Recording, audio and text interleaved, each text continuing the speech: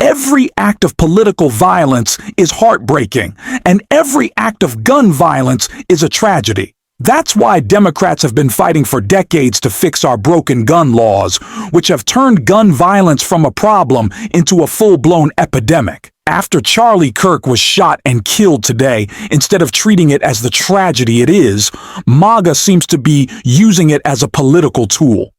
The real politicization isn't coming from those of us calling for gun safety. It's coming from Republicans trying to blame Democrats and spin this into some kind of win. That's exactly what we've seen across MAGA and their media world. And that's why Donald Trump's latest announcement is honestly shocking. We'll get into that in a moment. But first, let's look at what Jesse Watters said on Fox, because it's not just wrong, it's dangerous and disgusting. Trump gets hit in the ear.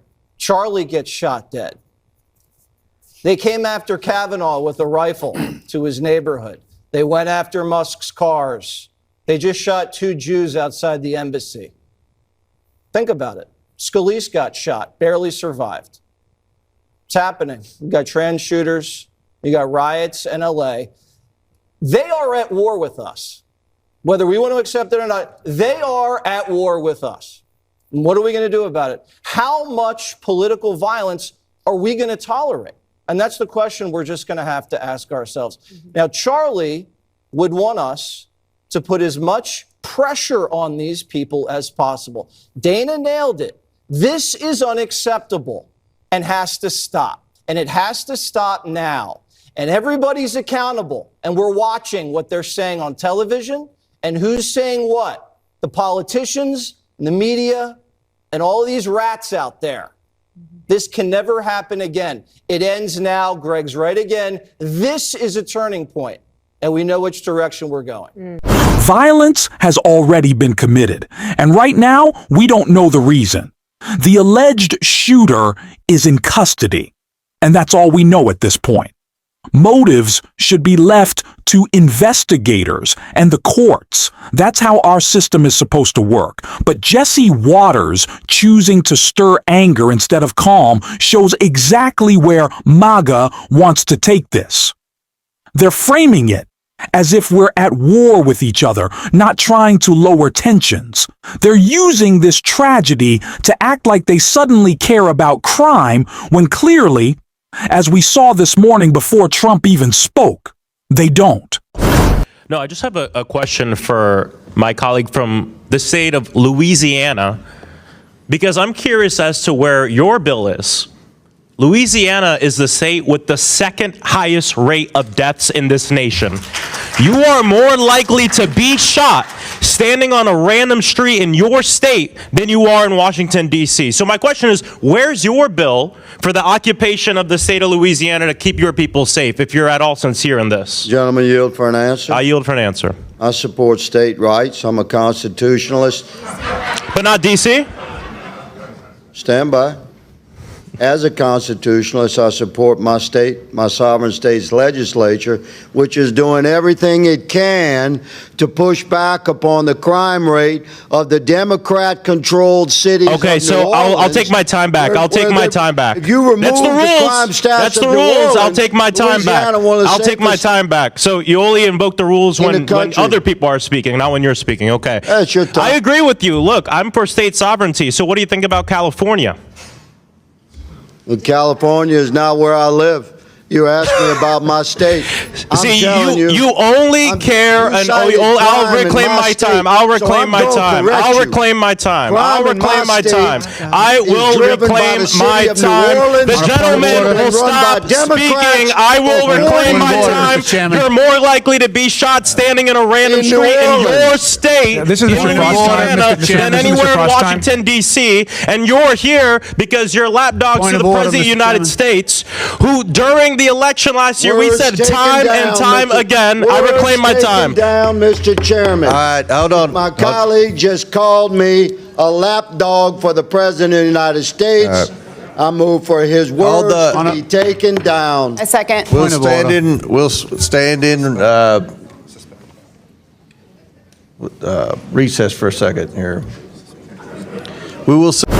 I don't want to hear claims that Democrats calling for gun safety are politicizing this moment. Republicans have no real principles pushing them toward a safer, better future. They only chase whatever benefits them in the moment. And now, with Charlie Kirk's tragic shooting, it's obvious their response will be purely political. That's made even clearer by Donald Trump's announcement, especially when compared to how Republicans reacted to a similar shooting just 12 weeks ago. Donald Trump just wrote on Truth Social in honor of Charlie Kirk, a truly great American patriot. I am ordering all American flags throughout the United States lowered till half-mast until Sunday evening at 6 p.m. This tweet is in contrast to what was said about Melissa Hortman in Minnesota, who had her life taken from her, where Donald Trump wrote, "I have been briefed on the terrible shooting that took place in Minnesota, which appears to be a targeted attack." Donald Trump continued writing, "Such horrific violence will not be tolerated in the United States of America. God bless the great people of Minnesota. A truly great place." When a former Minnesota House Speaker was murdered by a political extremist, Republicans even joked about it. And Donald Trump couldn't bother to offer even empty condolences to her family or friends. But after Charlie Kirk's tragic killing, a tragedy like all political violence, Trump suddenly lowers the flags. Why the double standard? Politics. Trump doesn't care. Despite repeated tragedies, nothing meaningful has been done to stop this from happening. Friends and loved ones of Charlie Kirk are grieving, and I feel for them deeply. But Democrats should not be forced to issue fresh condemnations when those in power refuse to act. Gun violence is a policy choice, and the refusal to address guns is what makes this tragedy preventable. Meanwhile, figures like Jesse Waters, Laura Loomer, Steve Bannon, and Tucker Carlson will frame this as war, pushing division instead of solutions. Trump's lowering of the flags is political theater, the same mass psychosis that once sent a man into a pizza parlor over a fake conspiracy, and now has MAGA defending Trump for shielding Jeffrey Epstein and smearing his victims. This is how far they've fallen, because they have no values or principles, nothing grounding them. Lies and opportunism drive them. And while today's violence is a tragedy on its own, it's even worse because it was preventable, and because those now blaming Democrats while ignoring January 6th and Trump's release of violent offenders will do nothing to stop it happening again. They're lying to you right now. And we can't forget that in this very moment, Donald Trump is actively engaged in a cover-up that Representative Jared Moskowitz has already called out. Is recognized. Thank you, Mr. Chairman. Just following up on a little bit of what the ranking member was discussing, there was a significant event this week in which this committee has jurisdiction over. The Speaker of the House, the third highest ranking U.S. official, third in line to be the president, looked into the TV cameras and told us that the current president of the United States was an FBI informant. I consider that to be gigantic news.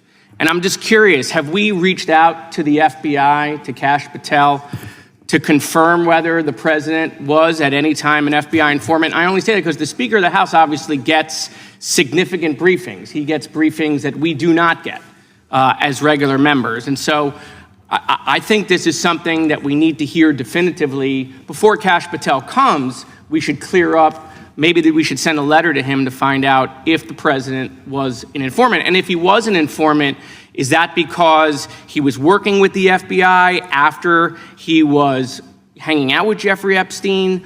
Did he turn because he got caught with Jeffrey Epstein?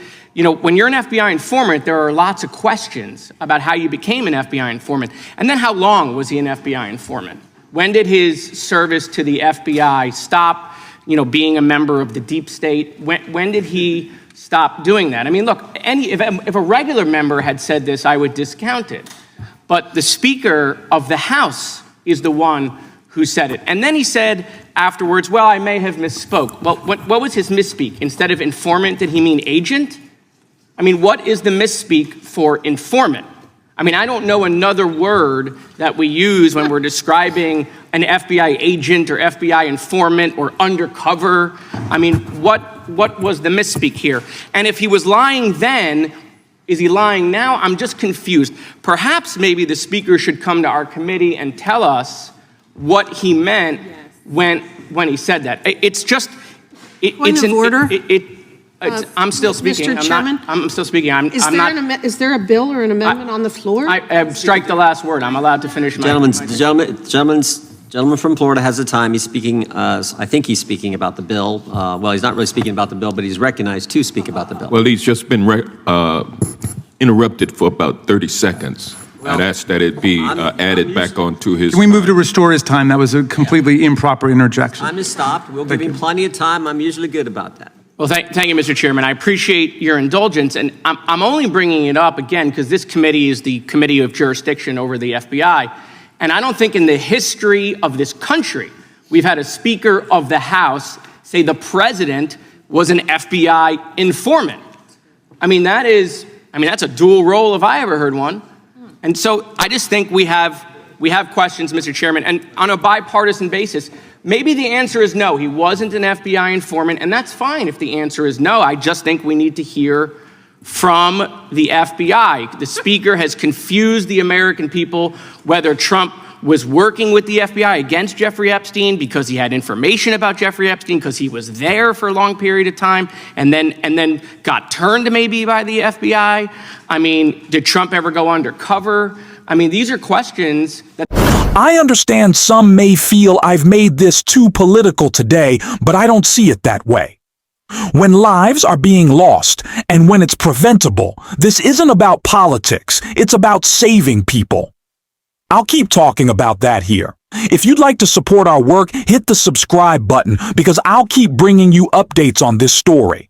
I'm heartbroken over the state of our country, but I believe change is possible, and we're going to keep fighting for it. Until next time, I'll see you soon.